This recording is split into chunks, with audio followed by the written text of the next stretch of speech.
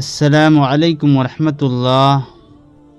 میرے پیارے بھائیوں اور بہنوں، آج ہم ایک نہایت حساس مگر بہت ضروری موضوع پر بات کرنے جا رہے ہیں۔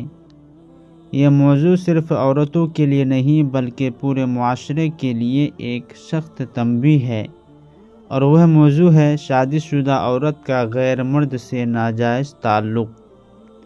اسلام نے عورت کو عزت، عصمت اور تحفظ عطا کیا ہے۔ شادی کے بعد عورت اور مرد دونوں پر لازم ہے کہ وہ ایک دوسرے کی امانت، عزت اور حقوق کی حفاظت کرے۔ لیکن جب کوئی شادی شدہ عورت کسی غیر مرد سے ناجائز تعلق قائم کرتی ہے تو یہ صرف ایک گناہ نہیں بلکہ خاندان کی تباہی، معاشرے کی بربادی اور اللہ کے غضب کو دعوت دینے والا عمل ہے۔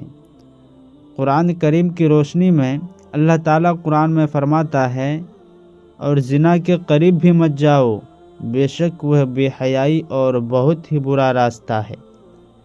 غور کیجیے، اللہ نے صرف زنا سے نہیں بلکہ زنا کے قریب جانے سے بھی منع فرمایا ہے۔ غیر مرد سے باتیں، چیٹنگ، خفیہ ملاقاتیں، یہ سب زنا کی طرف لے جانے والے راستے ہیں۔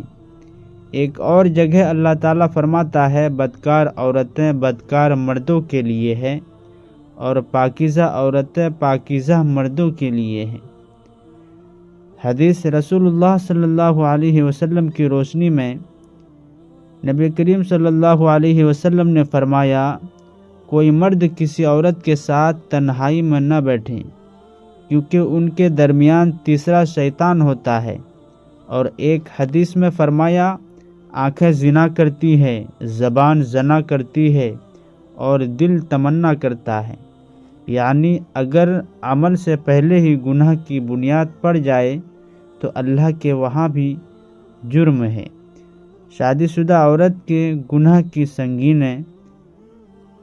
میرے بھائیوں اور بہنوں، شادی شدہ عورت کا غیر مرد سے تعلق شوہر کے حق میں خیانت، بچوں کے مستقبل سے ظلم اور اللہ کی حدوں کو توڑنے کے برابر ہے۔ ایسے گناہ پر اگر توبہ نہ کی جائے تو دنیا میں بدنامی، گھریلو جھگڑے اور آخرت میں سخت عذاب اس کا انجام بنتا ہے۔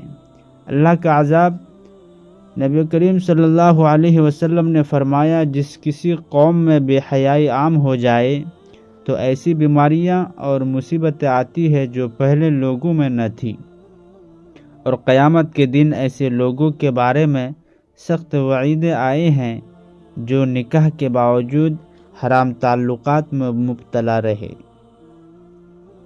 توبہ کا دروازہ۔ میرے بھائیوں اور بہنوں، اگر کوئی اس گناہ میں مبتلا ہو چکا ہے تو اللہ مایوس نہیں کرتا۔ اللہ فرماتا ہے، بے شک اللہ تمام گناہوں کو معاف کرنے والا ہے، شرط یہ ہے سچی توبہ، گناہ چھوڑ دینا، آئندہ نہ کرنے کا پختہ ارادہ۔